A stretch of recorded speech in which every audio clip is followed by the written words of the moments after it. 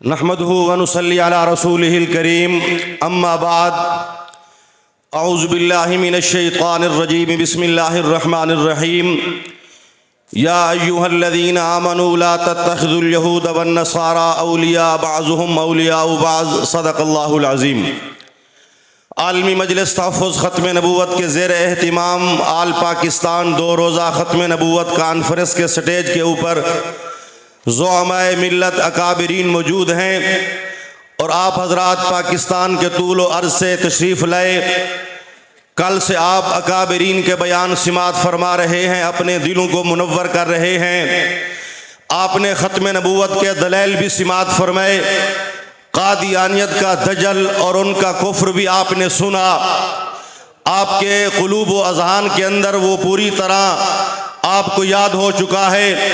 میں صرف ایک مسئلے کی طرف آپ کی توجہ دلانا چاہتا ہوں۔ میں نے جو آیات کریمہ تلاوت کی ہے اس کا کچھ حصہ، اس میں رب ذوالجلال نے فرمایا کہ ایمان والو، تم نے یہود و نصارہ کو اپنا دوست نہیں بنانا۔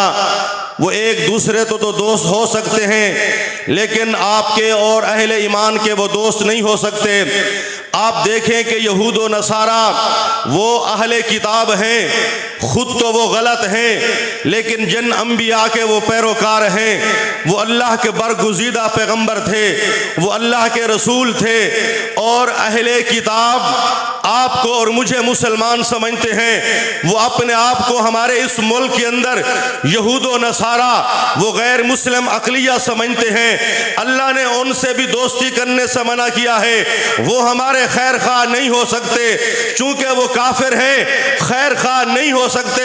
ذرا دوسری طرف دیکھیں، مرزا قادیانی اور اس کو ماننے والے قادیانی مرزائی، یہ صرف کافر نہیں ہیں، یہ مرتد بھی ہیں، یہ زندیق بھی ہیں، یہ باطریق اولا ہمارے بھی دشمن ہیں، پاکستان کے دشمن ہیں، اہل اسلام کے دشمن ہیں، خدا اور رسول کے باغی ہیں۔ ان سے باطریق مسلمانوں کی دوستی بالکل صحیح نہیں ہے، ناجائز اور حرام ہے۔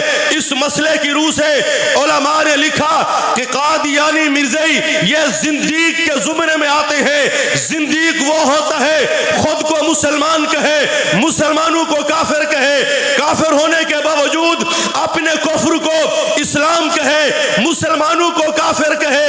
آج اس کانفرنس کی وساطت سے اکابرین کے سامنے باوفا نبی کی محبت میں آج تحیہ کر کے اٹھے کہ انشاءاللہ العزیز ہم قادیانیوں کا سوشل اور مکمل بائیکاٹ کریں گے انشاءاللہ۔